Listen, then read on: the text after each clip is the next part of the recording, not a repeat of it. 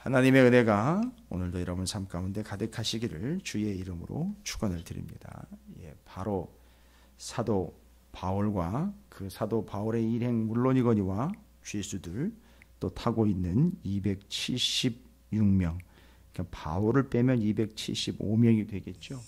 다 포함해서 276명의 승선 인원들이 무엇을 싣고 가는지가 이제는 중요하지 않게 되었습니다. 배에다가 무엇을 실었느냐? 하물이죠. 주로 곡식이었다라는 말씀을 드렸고, 알렉산드리아라는 배에 이집트로부터 로마로까지 운송하고 있는 그 곡물, 그 다음에 보따리 장사처럼 자신의 개인적인 하물을 싣고 곳곳에 장사하러 다니는 개인적인 장사하는 이들이 거기 또 자신의 개인 하물을 싣고, 그래서 인원 전체로 276명과 수많은 하물과 배를 위하여 항해를 위하여 필요한 모든 물건들이 가득 차고 있는 이 알렉산드리아 배가 처음에 바로 그 선장과 선주 백부장이 느긋하게 바로 이 배가 어차피 겨울을 나야 되니까, 한 해 겨울을 나야 되니까 11월부터 1월까지는 항해가 금지가 됩니다. 워낙에 위험하기 때문에 절대 움직일 수가 없어요.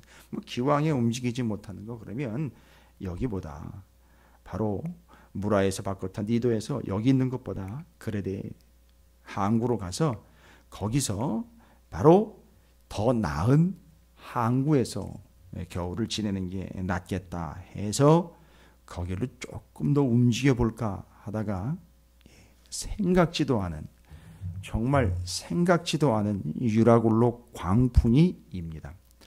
여기 그레데의 미항구와 또한 그레데의 베닉스 항구로 항해하고자 하는 의도를 담고, 그 베닉스 항구로 가려면 한 60km가 조금 넘는 거리입니다. 그러니까 충분하게 하루 정도, 채 하루가 안 걸릴 정도의 그런 거리입니다. 배로 순풍으로 가면은요. 그렇게 해서 그 60km가 조금 넘는 베닉스 항구로 가서, 왜 그러냐 하면 베닉스 항구가 편리합니다. 그리고 배에 실어 놓은 하물들이 배가 정박해 있다가 혹시 폭풍이 일거나 풍랑이 일어서 배가 정박을 해놨지만 태풍 폭풍이 오면 이게 저절로 부딪히거나 요동치다가 배에 손상이 올 수 있거든요. 배에 손상이 온다는 얘기는 자기들의 재산에 손상이 온다는 얘기거든요. 그러니까 조금 더 안전하고 또 편하고 또 몇 달을 또 머물러야 되니까 조금 더 편리하게 살 수 있는 것, 베닉스 항구로 좀 가볼까 해서 바로 베닉스 그레데 항구 한쪽에 이 12절에 27장 12절에 그 항구가 겨울을 지내기에 불편함으로 거기서 떠나 아무쪼록 베닉스에 가서 겨울을 지내자 하는 자가 더 많으니, 베닉스는 그레데 항구라 한쪽은 서남을 한쪽은 서북을 향하였다. 요 구조 때문에 그 사이에 잘 끼어들어가 있으면 폭풍과 풍랑이 와도 보호받을 수 있다. 요 배에 실어 있는 물건들이 보호받을 수 있다. 우리의 돈이 손해보는 일은 없을 것이다 라고 생각을 해서 거기로 가는 게 더 낫겠다 해서 많이 안 떨어져 있습니다. 한 60km 정도 떨어져 있는 곳으로 가면 조금 더 수월하고 안전할 수 있겠다 하는 마음에 움직였습니다. 처음에는 순풍으로 득이양양하게 야 이거 괜찮구나 하고 항해하다가 그 뜻을 잃은 줄 알고 진행을 하는 중에 얼마 안 돼요. 14절에 이게 인생이라고 그렇습니다. 여러분이 많이 보고 있는 바 얼마 안 돼요. 섬 가운데로부터 유라굴로라는 광풍이 크게 일어났다. 이 대부분의 태풍과 지진들이 어디서부터 기원을 하는가? 우리가 요즘은 자연재해에 관심이 많고 또 자연재해가 워낙 심하기 때문에 지진, 태풍 이런 게 다 바다 한 가운데에서 진원이 되거든요. 근데 여러분 이게 이해가 안 되는 부분이 뭐냐면 오늘 이 유라굴로라는 어마어마하고 무시무시한 광풍이라는 건 미친 바람 아닙니까? 정말 제정신이 아니야. 완전 미친 것 같은 바람이, 엄청난 위력의 바람이요. 무시무시한 바람이 어디서 일었느냐 하면 그레데라는 섬에서 일어났습니다. 그레데라는 섬은 길어봐야 가로로 한 200 될까요? 그 다음에 세로로 짧으면 10km, 길어야 50km 정도 되는 그런 섬입니다. 그런데 그 섬에서 그 섬 한가운데에서 예상치도 못한 어마어마한 위력의 풍랑이 일어납니다. 광풍이 일어납니다. 이거는 이해가 안 되는 일입니다. 어디 바다 한가운데서 일어나는 것도 아니고 조그마한 섬에서 무시무시한 광풍이 일어났다는 얘기입니다. 인생 측량이 불과한 겁니다. 생각도 없는 곳, 예상치 못한 곳에서 이렇게 엄청난 바람이 불게 되고 배는 그 덕에 원하고자 하는 곳으로 가는 것이 아니라 원하지 않던 원하든 그건 뭐 상관없이 그냥 떠밀려 가고 있습니다. 정처 없이 떠내려가고 있습니다. 이젠 뭐 자신들의 손 컨트롤을 이미 벗어난 배는 자신들이 어떻게 하고 여부가 걸려 있지 않고 그냥 휩쓸려 가야 됩니다. 이게 인생이라 그렇습니다. 그런데 오늘 바로 그 비참한 상황, 여러 날 동안 해도 별도 보이지 아니하고 큰 풍랑이 그대로 있음에 구원의 여망마저 없어진, 여망이라는 나물 여자의 소망, 남아있는 소망이 없어요. 뭔 얘기입니까? 이제 죽을 날만, 죽을 것만 지금 바라봐야 되는 아주 비참한 상황이. 여러분 생각을 한번 해보십시오. 이건 우리가 타보지 않고 경험해보지 않았기 때문에 전혀 모릅니다. 여러 날 동안 아무것도 못 봅니다. 이분들이 예전에 항해를 할 때 뭘로 항해를 했을까요? 항해 도구도 있습니다만 아무것도 없으면 하늘의 별을 보고 따라갑니다. 방향을 잡고요. 그걸 볼 수가 없어요. 어떤 방향이 어디가 어딘지 구분이 안 되는 정말 칠흑 같은 어둠 속에서 아무것도 안 보이니 뭘 따라갈 수도 없고 판단할 수도 없고 분간할 수도 없는 상황으로 여러 날을 그렇게 시달리다 보니까 이제는 다 죽었다 이렇게 결론을 내려버립니다. 이미 마음 가운데 이젠 다 죽었다라는 결론을 내려버립니다. 바로 그때입니다. 그때 여러 사람이 오랫동안 뭘 보지도 판단하지도 못할 뿐만 아니라 육신적으로도 먹지도 못하는 거예요. 뭐 더한 거죠. 환경이나 내부적이나 외부적으로 다 무너진 겁니다. 먹지도 못하고 말 그대로 배가 고프고 볼 수도 없고 또 어떻게 인도받을 수도 없고 뭐 누가 구하러 올 수도 없는 상황. 바로 그때 바울이 가운데 서서 말하되, 참 재미있는 말이죠. 바울이 가운데 서서 말하되, 그것도 지금 뭔 가운데입니까? 바다 한가운데예요? 배 한가운데일까요? 뭐 한가운데를 이 엄청난 풍랑 속에서 굳이 찾아가지고선 야 여기가 중앙이겠다 중심이겠다라고 따져가지고선 X자 딱 긋고 내가 여기서 요 배 한가운데에서 이야기해야 되겠다. 아니죠. 여기 한가운데라는 말은 죽음의 한복판을 이야기하는 겁니다. 죽음의 한복판이요. 여러분 이것이 이야기하고 있는 바가 뭐냐 하면 오늘날 성도 교회가 서 있는 자리가 어디냐 하면 저기 어디 변방 아프리카 뭐 아마존 뭐 동남아 선교지 서울 지역을 따지는 게 아니라 오늘날 교회와 성도가 서 있는 자리는 바로 죽음의 한복판이어야 한다라는 걸 이야기하는 거예요. 거기가 아마존이 됐든 서울의 한가운데가 됐든 거기는 의미상으로 죽음의 한복판입니다. 왜 거기가 있습니까? 라고 묻는다면 아니 자기가 거기가 있는 게 아니에요. 하나님이 거기다 세워놓으신 거예요. 그럼 당신은 어디 있는 거냐? 교회가 어디 있는 거냐? 예, 뭐 성동구 마장동에 있다라는 이런 행정적인 이해함이 보이는 의미가 아니라 의미요, 영적으로요. 맞습니다. 한복판인데요. 어디요? 죽음의 한복판이에요. 그러니까 성도가 서 있는 자리는 원칙적으로 기본적으로 의미적으로 죽음의 한복판이에요. 왜? 하나님이 거기 세워놨기 때문에 그래요. 그 바울이 그 한가운데 서서 말을 합니다. 뭐라고요? 여러분이요 내 말을 듣고 그레데에서 떠나지 아니하여 이 타격과 손상을 면하였더라면 좋을 뻔하였느니라. 그때 들었으면 이런 일은 겪지 않았을 텐데 라는 아쉬운 마음을 이야기하지만 지금 아쉬운 얘기를 할 때가 아니죠. 죽음의 한복판, 절망, 소망이 없는 그 한복판에서 바울이 얘기를 합니다. 이제 내용의 본론이 이야기가 되죠. 내가 너희를 권하노니 이제는 안심하라. 여러분 지금 안심할 상황입니까?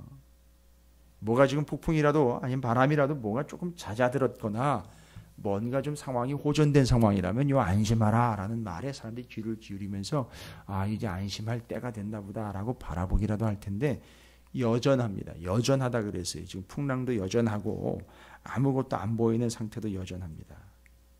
그런데 바울이 뭐라고 얘기를 합니까?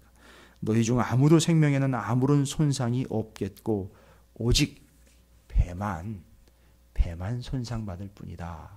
그러니까 당신들 생명에는 지장이 없을 거다라는 걸 이야기하는 거예요.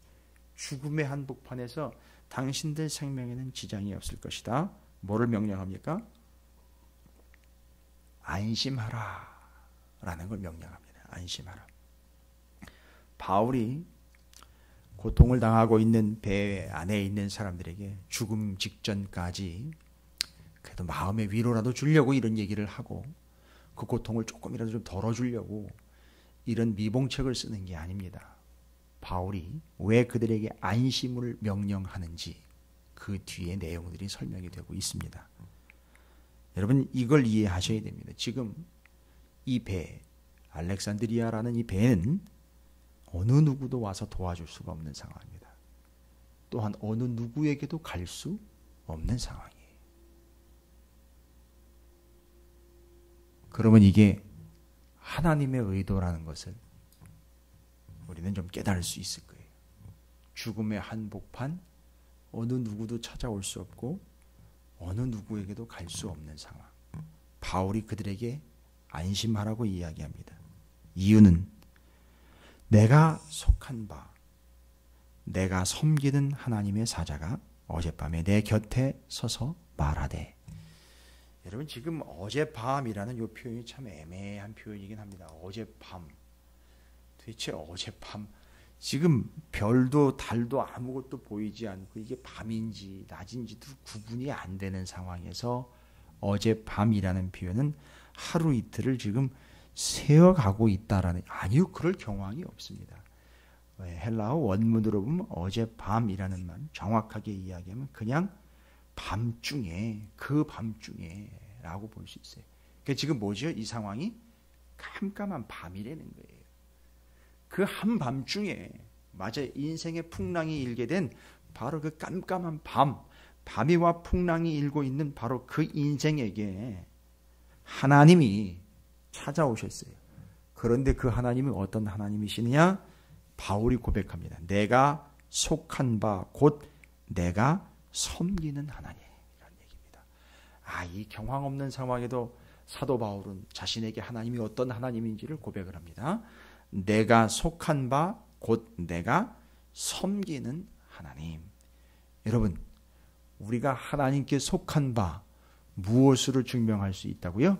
하나님을 섬기는 자가 바로 그 하나님께 속한 자가 되는 겁니다. 하나님께 속한 자, 곧 그는 하나님을 섬기는 겁니다. 반대로요, 하나님을 섬기는 것이 곧 하나님께 소속된 자다라는 것을 이해할 수 있습니다. 그런데 그 하나님이 어떻게 하십니까? 그 밤에, 그 칠흑 같은 밤, 인생의 그 폭풍이 만난 절대절명의 위기의 상황에 내 곁에 서서 말하되 라는 겁니다. 이 상당히 중요한 내용입니다. 제가 좀 전에도 말씀드렸죠. 이 사람들이나 이 배는 누구에게로 갈 수도 없고 누군가 이들을 구하러 올 수도 없습니다. 이때 유일하게 찾아오신 분이 누구냐면 하나님이십니다. 이게 키포인트입니다. 아무도 찾아올 수 없고 누군가 어디로도 갈 수 없는 그들에게 유일하게 오신 분이에요. 하나님이 찾아오신 거예요. 바로 이분이 하나님입니다. 폭풍, 밤, 인생의 풍랑, 그 험악한 상황에 어느 누구도 구원해주러 도구로 찾아오거나 배를 끌고 찾아올 수 없는 상황에 누구는 오셨습니까? 하나님은 오신 거예요. 그게 하나님이십니다. 그분이 하나님이신 것을 정확하게 선포하며 우상과 하나님을 정확하게 구분할 수 있는 거죠. 우상은요, 사지가 멀쩡하고 상황이 여유롭다라고 생각을 할 때, 우상은 그 인간들이 자신의 욕심을 위하여 찾아 나서는 게 우상입니다. 정말 여유 만만하지요. 돈 좀 있고 여유 좀 있고 시간 좀 있고 생각 좀 있고 지식 좀 있다라고 자기가 스스로 판단할 수 있다라고 교만하게 여기는 인생들이 자기의 이익을 위하여 찾아가는 게 우상입니다. 그러나 지금은요, 우상조차도 찾아갈 수 없는 절대절명의 상황에 하나님이 찾아오신 겁니다. 이게 키포인트입니다.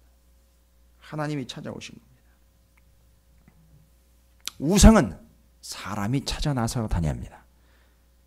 그러나 하나님은 우리를 찾아오시는 분이에요. 우리가 도저히 찾아갈 수도 없고 다가갈 수도 없을 때에 그때 하나님이 찾아오시는 겁니다. 사람들이 이 말에 정신이 없는 것 같지만 정말 구원의 여망마저 사라져버린 사람들에게 이 말은 쇼킹한 말이었습니다. 수많은 신들, 뱃사람들입니다. 배를 타고 이동하는 사람들, 선주, 선장, 뱃사람들은 수많은 신들을 섬깁니다. 바다의 신들도 섬기고 다 섬깁니다. 이 이야기는 죽음 직전에 있는 사람들에게는 쇼킹한 이야기입니다. 이제 뒤에 근거가 나옵니다. 마음이 움직이기 시작을 합니다. 들리기 시작합니다. 그리고 하나님 뭐라고 얘기했냐? 바울아, 두려워하지 말라. 내가 가이사 앞에 서야 하겠고 또 하나님께서 너와 함께 항해하는 자를 다 내게 주셨다 하였으니 그러므로 여러분이요 안심하라. 나는 내게 말씀하신 그대로 되리라고 하나님을 믿노라. 여러분, 이 사도 바울이 죽음의 한복판에서 일어서서 죽은 시체처럼 널브러 있지 않고 일어서서 죽음을 앞두고 있는 이들에게 뭐라고 이야기합니까? 안심하라. 이유는 뭐라고요? 나한테 있는 게 아니에요. 나한테 있는 게 아니라 하나님 때문에 안심하다라고 이야기합니다. 근데 그 하나님이 어떤 하나님이냐? 우리가 찾아갈 수도 없고 우리에게 어느 누구도 지금 단 한 사람도 누가 와서 구해줄 수 없는 상황에 그 하나님이 찾아오셨다. 그리고 그 하나님은 내가 속한 바 내가 섬기는 하나님이시다. 그리고 그 하나님은 말씀하신 대로 다 이루어지는 하나님이다. 라고 이 상황에서도 복음을 전하고 있어요. 그 하나님이 어떤 하나님인지 핵심입니다. 정확하게 그들이 벌벌 떨고 있을 때에 그들에게 생명의 부지, 생명의 안전성을 위하여 단순히 위로하고 있는 게 아니라 하나님의 약속을 선포하고 있습니다. 그리고 그 하나님이 어떤 하나님인지를 선포하고 있습니다. 하나님은 우리를 찾아오시는 하나님, 나를 찾아오시는 하나님, 내가 속한 바 내가 섬기는 하나님, 말씀하시면 말씀대로 이루어지는 하나님이라는 걸 그 위기의 상황에 있는 사람들에게 철저하게 선포를 하고 있습니다. 그리고 선포합니다. 말씀하신 대로 이루어진다. 그리고 내가 그 하나님을 믿는다. 그런즉 우리가 반드시 한 섬에 걸리리라 하더라. 라고 그들에게 선포를 합니다. 자세가 바뀌어집니다. 이 사람들에게 자세가 바뀌어집니다. 자, 여러분께서 29절에 보면 날이 새기를 고대하니라 라는 표현이 나옵니다.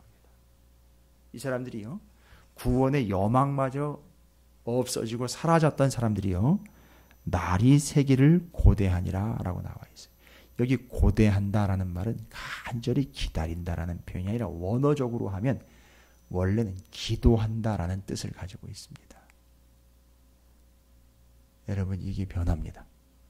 죽음의 한복판에서 사도 바울이 여러분 힘냅시다. 여러분 기운 냅시다. 여러분 그래도 끝까지 소망을 버리시면 안 됩니다. 뭐 이런 정말 세상의 한복판에 풍랑일 때 누구나 하는 그런 얘기 정도로 그 배 안에 있는 사람들을 좀 위로해 본답시고 했다면 전혀 효과가 없었을 겁니다. 그런데 바울은 그 죽음 한복판에서 뭘 이야기했느냐? 내가 믿는 하나님이 어떤 하나님인지를 정확하게 얘기했습니다. 그런데 구원의 소망, 남아있는 소망마저 다 사라져버렸던 사람들이 날이 새기를 간절히 기도했다라는 것이 뒤의 이야기입니다. 뭐가 왔다는 얘기죠? 소망이 왔다는 얘기예요. 바로 여기서 우리는 우리의 사명을 확인합니다. 하나님 왜 거기다 우리를 보내셨습니까? 왜 그 죽음과 실망과 절망의 한복판에다가 우리를 세우셨습니까? 거기서 네가 극복하며 너 자신의 자력 갱생을 이루어라가 아니라 그 한복판에서 하나님을 선포하도록 하기 위한 하나님의 계획이다라는 것을 우리는 명확하게 깨달아야 됩니다. 예, 같이 흔들려야 돼요. 그 배에서 같이 풍랑을 맞아야 되고 같이 굶어야 됩니다. 왜 그래야 되는 겁니까? 그 죽음과 절망의 한복판에서 그 하나님이 어떤 하나님인지 나를 찾아오셔서 내가 속한 바 내가 섬기는 하나님은 말씀하신 대로 이루시는 하나님이기 때문에 거기서 하나님의 말씀이 무엇인지를 선포하고 그 말씀 그대로 이루어질 것이다라는 것을 명확하게 선포할 수 있는 기회입니다. 이들은 또 다른 청중들이에요. 이 배 안에 있는 276명은 또 다른 청중입니다. 누구와 비교했을 때요?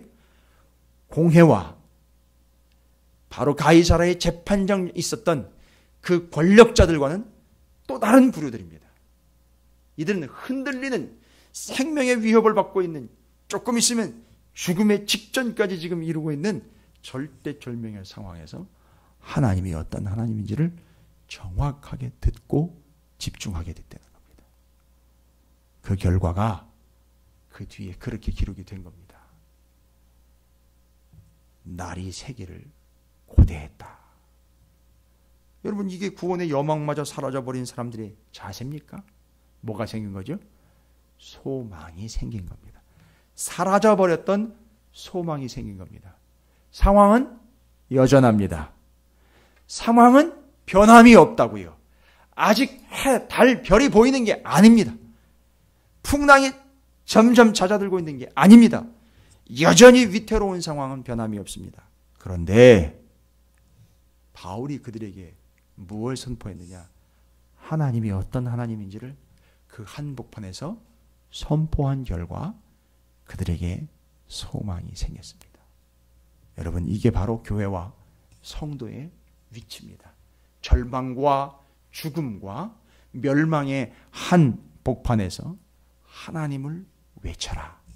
이게 바울이 자기가 왜 여기 있는지를 정확하게 깨닫고 정확하게 하나님이 누구인지를 명확하게 선포하는 귀한 자리가 되어 구원의 여망마저 사라져버린 이들에게 이제는 구원의 소망이 생기게 되었다. 바로 요 믿음 시점 이후로부터 상황이 바뀌기 시작을 합니다. 기가 막히게도. 배는 파선하게 되지만 276명 전부가 다 구원을 얻게 되는 그 뒤에 구원 이야기가 바로 멜리데 섬으로 걸려 오르게 되는 이야기들로 이어지게 됩니다. 그러나 오늘 본문 말씀을 통해서 오늘날 교회와 성도들에게 말씀하고 있는 죽음의 한복판, 풍랑이 있는 한 바다에서 들고 일어나 죽은 자처럼 같이 널브러지지 말고 바울처럼 거기 일어서서 외쳐야 할 게 무엇이냐? 가봐라, 내 얘기 안 듣더니만 꼴 좋다. 이런 얘기 할 필요가 없습니다. 내가 믿는 하나님이 어떤 하나님인지를 그 죽어가는 이들에게, 구원의 여망마저 사라져버린 이들에게 정확하게 무엇으로 이야기해야 되냐? 하나님을 이야기하며 예수님을 선포해야 하는데 그게 뭐라고요? 그게 소망이 된다는 겁니다.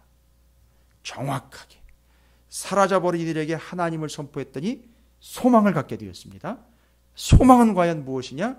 잘 될 거야 라는 호전될 상황이 아니라 하나님, 예수 그리스도가 누구이신지가 소망인 거죠. 하나님이 소망이고 주님이 소망인 겁니다. 여러분, 우리는 결코 온실안의 화초처럼 편안하고 평안한 자리에서 복음을 전하는 게 아니라 죽음의 한복판, 풍랑이 이고 파도가 있는 그 죽음, 소망의 여망, 구원의 여망마저 사라져버린 그 한복판이 우리가 설 자리입니다. 서서 하나님과 우리 구주 예수 그리스도가 어떤 분이신지를 정확하게 선포해 주시기 바랍니다. 그게 소망입니다. 오늘날 대한민국과 갈 길을 잃어버린 교회들과 혼란스러운 성도들에게 소망이 뭐겠습니까? 하나님과 우리 구주 예수 그리스도가 누구이신지를 정확하게 선포하는 그것만 소망입니다. 그래서 우리를 그 한복판으로 부르셨다라는 사실을 잊지 마시고 제발 그 소망마저 빼앗아 버리는 교회와 성도가 되지 마시고 한복판에서 일어서서 그 소망이신 하나님과 우리 구주 예수 그리스도를 선포하시는 여러분의 삶이 되시기를 주님의 이름으로 축원을 드립니다. 오늘 말씀을 기억하면서 바울이 고백했던 그 하나님, 누구도 찾아갈 수 없고 찾아올 수 없는 그 자리로 찾아오신 하나님, 내가 속한 바 내가 섬기는 하나님, 말씀하신 대로 다 이루시는 하나님이 여러분의 하나님입니다. 또한 그 하나님을 여러분들의 하나님입니다 라고 죽음의 한복판에서 오늘도 외쳐보시기를 다시 한번 주님의 이름으로 부탁을 드립니다.